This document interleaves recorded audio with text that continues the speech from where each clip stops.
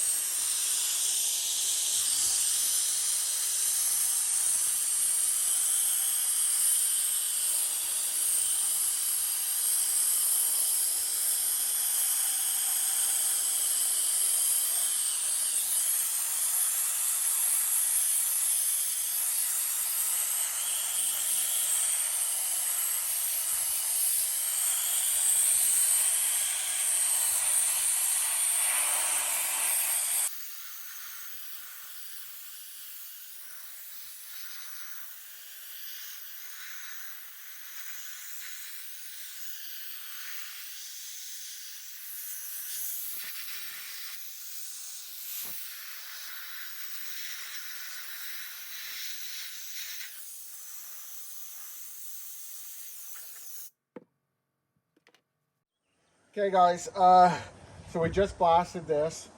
We're gonna put some Hold Tight 102 on it, just because it's metal, not aluminum.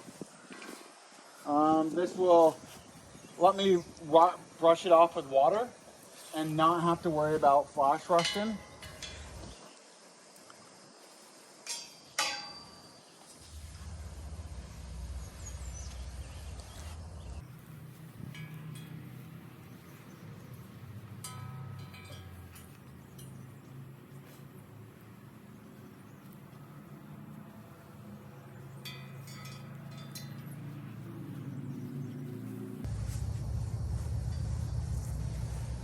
So we're getting it nice and clean.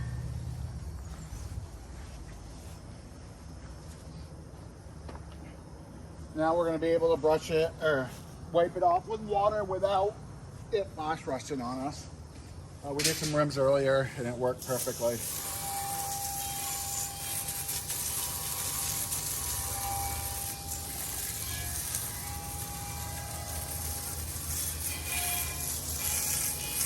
We blasted this the other day and left it for a couple days and it flash rusted. So I had to re-blast it today, but we didn't put nothing on it then. We learned our lesson. Now we're put the Hold Tight. Excuse me.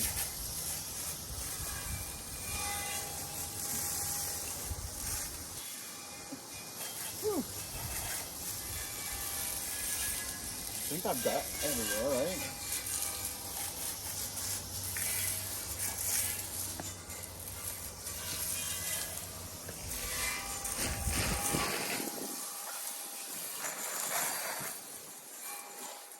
Okay, now what we're gonna do is blow off with air.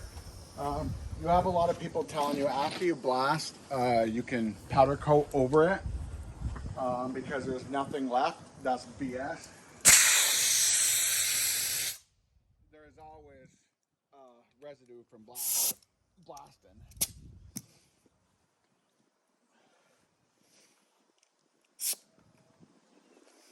So now we're just blowing it clean.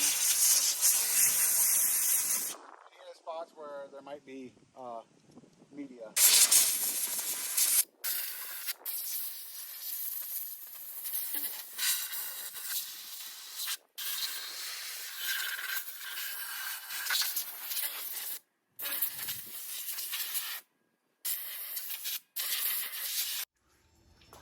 Hey guys, so we are doing the hitch, as you guys know in an earlier video. We've been busy as hell today, so I missed showing the zinc primer coat on this. So basically all we did is, just like you guys know, we ended up putting a primer coat down, letting it go to flash out. We're gonna pull it out. We're gonna hot block with the X1 Reaper. And we're gonna use a 6-inch to get into some of the, there's tubing on it. So we're gonna use that to get into the tubing. Then we'll switch over to, I think it's a 24 millimeter tip to get into some of the other areas. So we'll hot block that, we'll let it cool down some. We'll put a normal coat on it before we do our top coat. So I don't have anybody to video for me, so the footage will be stationary footage like it is now. So hopefully I get enough of it for you guys to see. Hope you enjoy.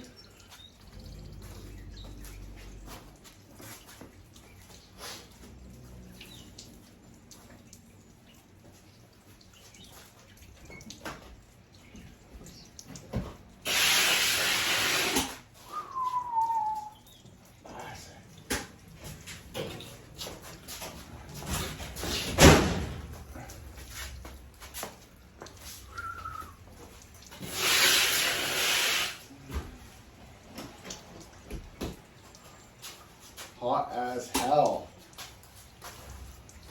So hopefully if I put it there, it's enough view for everybody to see. Okay. I'm gonna keep one glove on in case I have to move anything. Oh, let me angle the camera a little bit. I think that's good. Okay.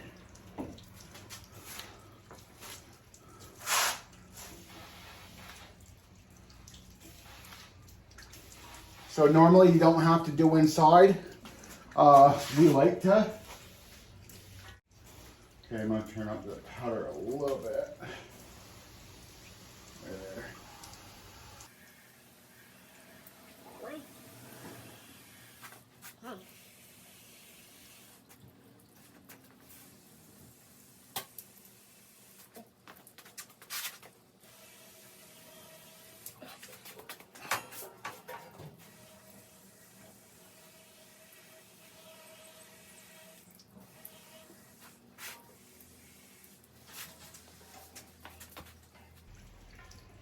I'm trying to keep my hoses from not hitting.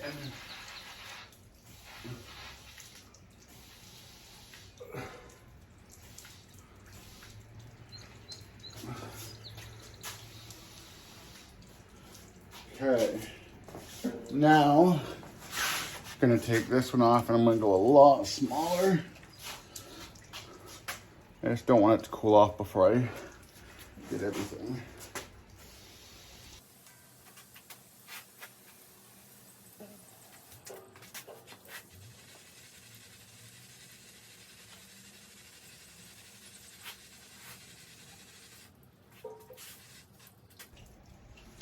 Okay, maybe a little slower. Right there.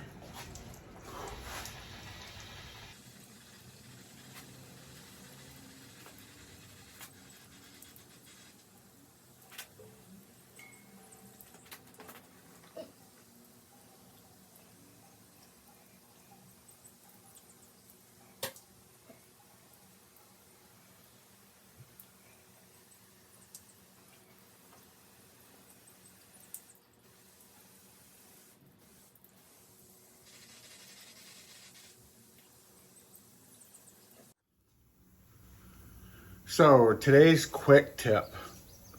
I just had that out. I did the hot flocking, got any areas that are pretty much impossible to get into when it's not hot. I let it cool down. And in my second coat, I struggled. For some reason the gun wasn't working. Turned the fluidizer up, turned the air up. Like, it was fucking miserable. I was able to get it done. Turn around, put it back in the oven, grab my air line to blow things down, and I had no pressure. And I realized the compressor was off.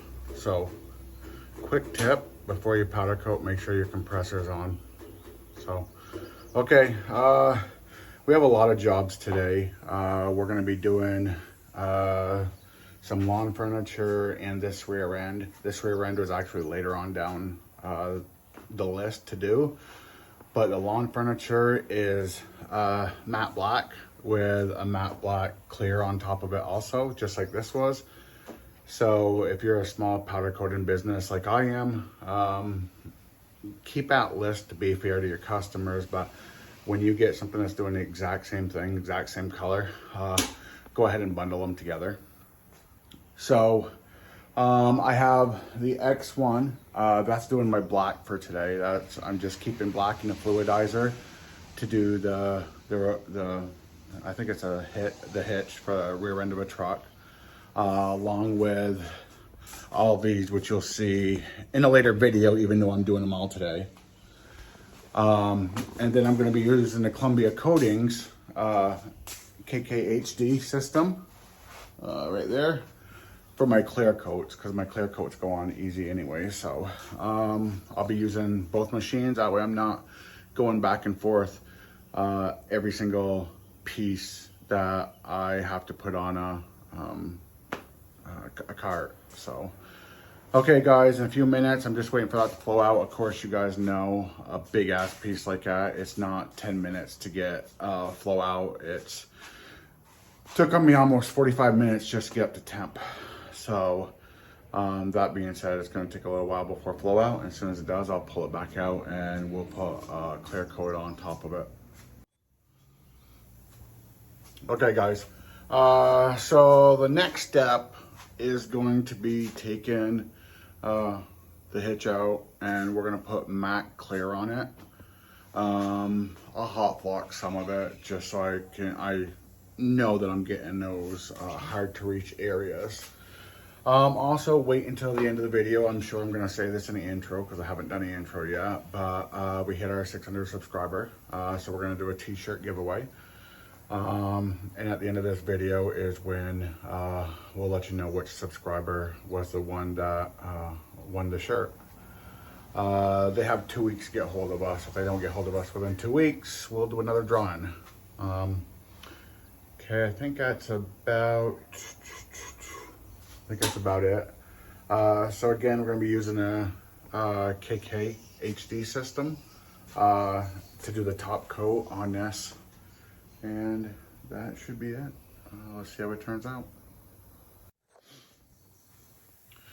Side note, if you haven't watched Maui Powderworks' latest video on beryllium, I think I'm saying that the right way, definitely check it out. It's very informational, very interesting, how beryllium is in all your media blasting.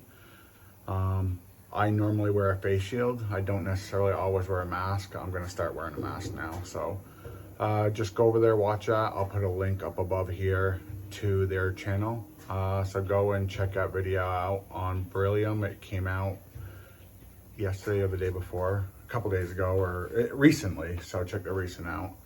Okay, now we'll get to the clear coat.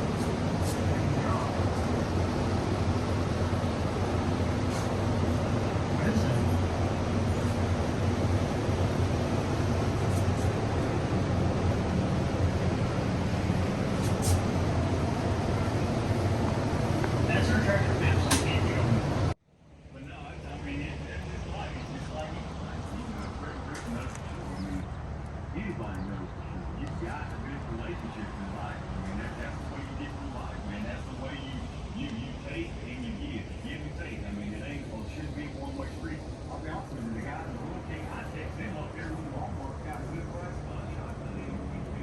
It's got to be a give and take. You can't be what you do for me today, and if you can't do nothing, I'll see you today when you can do something.